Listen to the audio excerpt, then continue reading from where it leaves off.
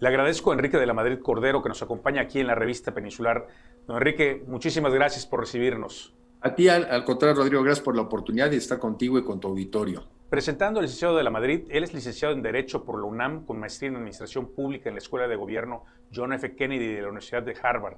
Ha sido coordinador general técnico de la presidencia de la Comisión Nacional Bancaria y de Valores, diputado federal, presidente ejecutivo de Conméxico y director general de Financiera Rural. Ocupó también la dirección ejecutiva de Relaciones Institucionales y Comunicación Corporativa de HSBC para México y América Latina. Así también fue director general de Banco Nacional de Comercio Exterior. En agosto de 2015 asumió el cargo de secretario de Turismo del Gobierno de la República Mexicana, el cual desempeñó hasta noviembre del 18. Actualmente es director del Centro para el Futuro de las Ciudades del Tecnológico de Monterrey. Licenciado Enrique de la Madrid, nos encontramos aquí hoy en la revista y le agradezco muchísimo que nos reciba. Gracias, Rodrigo. Dime, háblame de tú, por favor, Enrique. Gracias. Bueno, nos encontramos a los mexicanos a la mitad de la gestión gubernamental. En este contexto quisiera pedirte nos compartes tu opinión en cuanto a las medidas que se han tomado y cuál es la visión del futuro para México, del futuro, cuál es tu visión. ¿Cómo no? Pues mira, yo digo que hay que reconocer que nos encontramos en 5 crisis simultáneas, ¿no? Tienes por un lado una crisis económica. El año pasado la economía cayó 8.5 del PIB, ese es promedio, porque hay estados de la República donde cayó más del 20%, sobre todo los estados turísticos. Tenemos todavía una crisis sanitaria. Bueno, pues estamos entrando aparentemente en lo que pudiera ser la tercera pandemia. No hemos salido y creo que ahí hay retos muy importantes todavía en materia de pruebas y de todo, sobre todo pruebas de vacunación. Estamos en una crisis de inseguridad. Esa ya se ha vuelto crónica en México, pero no ha mejorado. No solamente no ha mejorado, yo creo que ha empeorado. Tenemos una crisis social que es terrible, porque ya veremos las cifras próximamente de Coneval, parece que en el mes de agosto, pero nos van a decir si entre 11 o 14 millones de mexicanos se incorporaron o bajaron a los niveles de pobreza, lo cual quiere decir que las clases medias se están empobreciendo. Y también seguramente las cifras sobre el aumento de la pobreza extrema. Y la quinta que yo digo, pues yo le digo que es una crisis de gobernanza, una crisis democrática, en donde a mí me parece que ahí lo lamentable es que en lugar de que estemos trabajando los mexicanos en unidad para juntos buscar cómo resolver nuestros problemas, pues más bien parece que de donde tendría que haber invitaciones a la unidad, vienen invitaciones a la polarización. 5 crisis simultáneas en México que nos tienen que obligar a pensar diferente y a trabajar unidos para salir adelante. Oye, Enrique, las obras de infraestructura como el Tren Maya, la refinería de Dos Bocas, el tren transísmico, ¿cumplirían el propósito de enfrentar la crisis económica de alguna manera? A ver, yo creo que no, y que creo que cada obra quizá tendría que analizarse bajo su propio mérito, pero yo pienso que el gasto público y sobre todo la inversión pública, esto se lo escuché yo, por cierto, el otro día al que fuera el primer secretario de Hacienda de esta administración, a Carlos Ursúa. Y él dice que el gasto público primero, o sea, que el gasto en general tiene que ser algo así, la inversión, el gasto en inversión, tiene que ser el 25% del PIB. En México andábamos creo que por ahí del 22 o 21, baja. De eso, la gran mayoría es sector privado y creo como 3% era sector público. Y él decía, el problema es que incluso esa inversión es de baja calidad. La palabra es esa, de baja calidad. Y luego dice, con nosotros va a ser de buena calidad. Entonces, ¿cómo determina si algo es de buena o mala calidad? Yo creo que a partir de un análisis. Por ejemplo, diría uno en el caso de la refinería, ¿cuánto va a costar y cuánto beneficio nos va a dar? O sea, ¿cuánto va a ganar el país? Porque ese dinero es de los mexicanos, ¿no? Pues no hay estudios, Incluso recuerdo ahora, uno del INCO en su momento dijo que había el 98% de posibilidad de que esa inversión, fíjate, 98, fuera perdedora. Entonces, yo creo que esa inversión no hace sentido en el mundo de hoy, en el mundo de las energías renovables, en fin. El Tren Maya. Pues yo nunca he visto un estudio que nos diga, mira, es que ya les preguntamos a los ingleses y además de los 10 días que venían a Cancún, están dispuestos a dedicarle 5 días más para visitar el territorio y se van a subir al tren y además el boleto del tren va a costar tanto y además lo van a pagar. Ese estudio no existe. Entonces es muy difícil opinar sobre inversiones que no tienen estudios. Lo que yo sí me pregunto es cómo hacemos inversiones en donde no tenemos estudios.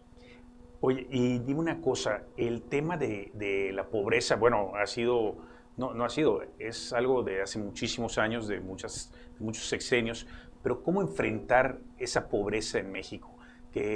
¿Cuál es la política social que debería llegar el gobierno a tu forma de pensar? Bueno, yo creo que la primera, que no aumente el número de pobres de entrada. Esto también es importante ponerlo sobre la mesa para que los mexicanos nos acordemos. En el año 2018, de acuerdo a Coneval, el porcentaje de mexicanos bajo la línea de pobreza era el 42%. 42. Si lo quieres ver al revés, quiere decir que la mayoría de los mexicanos no éramos pobres. Por eso yo sostengo que somos un país de clases medias. El gobierno que entró se la pasó criticando que las gestiones anteriores eran terribles y que no crecía la economía por arriba del 2.5. Bueno, pues nos enseñaron que en el 2019 se podía crecer debajo del 2.5, creció 0. Y en el año 2020 no creció 2.5, cayó 8.5. Entonces digo, lo primero es pues, que crezca la economía, cuando menos a lo que crecía, ¿sí? Y también otro tema muy importante, Rodrigo, el mundo en el que estamos hoy en día, que es una economía del conocimiento, está sustituyendo a muchos trabajos por máquinas, por robots, o está sustituyendo muchas tareas que las puedes digitalizar. De eso no estamos hablando. Entonces, no solamente la economía tiene que crecer, sino que también tenemos que darle herramientas a las personas para adaptarse cuando formaban parte de actividades que se están automatizando y que requieren menos gente. Hoy requieres menos gente para hacer una tonelada de maíz, menos gente para hacer una tonelada de acero, menos gente para construir un coche. ¿Qué vamos a hacer con esas personas? Pues tenemos que ayudarles para generar habilidades. Nada de eso es tema de esta administración y por eso yo creo que son los temas de los cuales tenemos que hablar de aquí hacia adelante. Dijiste que es un país de clases medias y no es esa clase media la que está siendo golpeada de alguna manera, y digo a lo mejor todas las mañanas desde un púlpito. Sin duda, mira, yo sostengo que es un país de clases medias, no solamente por la parte numérica esta de Coneval, que me podrán algunos discutir, pero ese es un dato duro, ¿no? 42% de los mexicanos bajo la línea de pobreza, 58% no. Pero otro día leí un artículo de Paco Abundis, encuestólogo, y en esta última encuesta de salida de las elecciones en México, el 35% de los encuestados se decía clase media baja, pero clase media. Otro 37 se decía clase media media. Ya vamos en 70. Ya se me olvidó incluso cuántos decían clase media alta. Pues arriba del 75% de los mexicanos se dicen, se sienten, se califican clase media. Somos un país de clase media. Entonces lo primero que tenemos que hacer es que no se empobrezca la clase media. Que no se incorporen otros 14 millones de mexicanos de la clase media a ser pobres. Y a la gente de bajos recursos, desde mi punto de vista, encontrar la alternativa para ayudarles a salir de la pobreza. Yo no me creo el cuentito que algunos quieren vender de que se puede ser pobre y muy feliz. Pues ¿cómo? No tienes para comer las 3 veces, no tienes para una vivienda digna, no tienes para vestirte bien, no tienes para mandar tus hijos a buenas escuelas. ¿Cómo puedes luego echar el cuentito, pero estás feliz? Eso es buscar bajar los estándares de los mexicanos ante la incapacidad de poderlos llevar a estándares más altos. Eso a mí me parece inadmisible. Oye, y la crisis de seguridad y el Estado de Derecho que vive México, han habido muertes, quitando ahora sí que a Yucatán, quisiera yo ponérmelo aparte, no, pero que está aparte. El resto del país está como si estuvieran en guerra. ¿Cómo debe ser atendido todo esto? Pues mira, sí es un tema muy complejo y además se va haciendo más complejo en la medida en que no lo atendemos, ¿no? Pero a mí me parece que sí son de esos temas que tienes que atender por muchas vías. Una, lo que yo he visto en el país muchas veces es, no le invertimos, a diferencia de Yucatán, no le invertimos a las policías municipales, no le invertimos a las policías estatales, no les pagamos bien, no les damos herramientas, no les damos una carrera, no les damos seguros para ellos y para su familia, no les damos vivienda, pero eso sí, que vengan y nos defiendan. Esa es una. Y la otra, creo que también una bastante deficiente coordinación, muchas veces entre los gobiernos estatales y los gobiernos federales. Y la otra, que es así, también creo que este gobierno la destaca más, es pues también la parte social, ¿verdad? Si tuviéramos mexicanos que tuvieran un mejor nivel de vida, pues evidentemente habría menos jóvenes viendo como alternativa el crimen. Pero a ver, los mexicanos todos ya tenemos que tomar muy en serio este tema, porque ahora, Rodrigo, nos encontramos otro tema más grave. la presencia decidida del crimen organizado en varias elecciones estatales donde jugaron como si fueran partido o a favor de un partido. O sea, yo creo que en esta última elección, que varias cosas salieron bien, de las que salieron muy mal, es que ahora es la presencia decidida del crimen organizado en las elecciones. Eso no era tan descarado antes. Esto, de alguna manera, digamos, no importa el partido en el que al que estaba, simplemente era un ejercicio del tejido social, ¿no? O sea, como que de alguna manera la delincuencia organizada se metió en todos lados. Se metió en todos lados, pero se metió más en algunos. Claro. Y en algunos estados donde las diferencias en las encuestas a pocos días de la elección mostraban un margen muy pequeño, de repente se hicieron márgenes de 15, 20%, que no te los puede explicar otra cosa, más que simplemente el inhibir el voto de los ciudadanos en una elección. Perdóname, o sea, en la pandemia pudo haber influido, pero no hay que hacernos guajes con esa conversación, salvo que los mexicanos ya aceptemos que pues así vamos a vivir y ese es el nuevo entorno. Me parece que es inaceptable.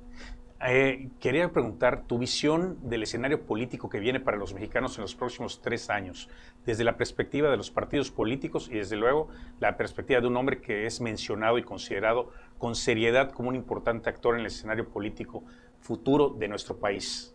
Yo creo que México, digo, para simplificar, está cuando menos dividido en dos mitades. Yo creo que hay un grupo de mexicanos que ven en la propuesta del gobierno federal, en su partido, ven una alternativa y bueno, pues ellos tienen esa opción para votar. Y habemos una mitad, pues que no lo vemos así, más bien lo vemos, pues no solamente ya como un peligro, sino como un daño acreditado, porque cuando te dicen peligro, peligro, pues es que puede pasar. Y ya cuando pasan las cosas, los peligros se vuelven daños, ¿no? Estamos ya con daños acreditados y yo pienso que todavía estamos a tiempo de limitar más daños y de limitar que el país se vuelva prácticamente inviable. Quiere decir que esa mitad de mexicanos, pues nos tenemos que organizar. Y ese es el sentido de la alianza opositora que desde mi punto de vista, en la mayoría del país, porque entiendo que hay estados donde no es necesario hacer alianza, pero en la gran mayoría de los estados, ni el PAN, ni el PRI, ni el PRD ganan solos. Y me parece que este primer ejercicio, que todavía fue con poco tiempo, dio muy buenos resultados y creemos que los que no estamos de acuerdo con el gobierno actual tenemos la obligación de generar una alternativa de narrativa y de personas.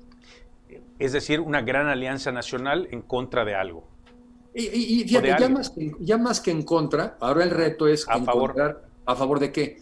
Porque todavía en esta última elección se entiende que mucho fue, bueno, pues si no estoy de acuerdo con el gobierno actual, pues ahí está la alianza opositora. Hay que pasar de la alianza opositora a la propositora, a la que tiene opciones, a la que tiene propuestas, a la que tiene una alternativa tan atractiva que hasta sea capaz de agarrar a algunos pocos de los o unos muchos de la otra mitad de los mexicanos que hoy todavía cree, y lo respeto, que la alternativa gubernamental es la adecuada. Bueno, y por último, no quisiera yo irme sin teniendo la oportunidad de que estés acá con nosotros. ¿Va a buscar Enrique de la Madrid la presidencia de la República en el 2024? A ver, lo que yo voy a buscar, a ver, sí voy a buscar tratar de convertirme en una opción de la alianza, porque soy un convencido de que sin alianza, para las próximas gobernaturas que tenemos el año que entra 6, otras 2 en el año 2023, y luego tienes la presidencial, más creo que 9 estados, más diputados, más senadores, más muchas otras cosas. Yo lo que quiero trabajar es en tratar de convertirme en una alternativa, claro, por la narrativa y porque seas capaz de generar empatía. De aquí a 2 años, y yo esperaría que haya otros que hagan lo mismo, u otras, para que de aquí a 2 años tengamos opciones, porque yo creo que lo que necesitamos es generar opciones. Entonces, en ese sentido voy a trabajar y bueno, pues esperando que nos vaya bien, pero sobre todo que contribuyamos a que los mexicanos finalmente tengamos opciones dentro de las cuales escoger. Tenemos que tener opciones. Le agradezco mucho a Enrique de la Madrid que haya estado aquí en la revista Peninsular con nosotros. Un saludo desde Yucatán, Enrique. Te agradezco mucho, gracias por la oportunidad y también saludo a todos los seguidores de Peninsular. Nos vamos a un corte y regresamos aquí a la revista Peninsular. Le agradezco mucho a Enrique de la Madrid que nos haya acompañado.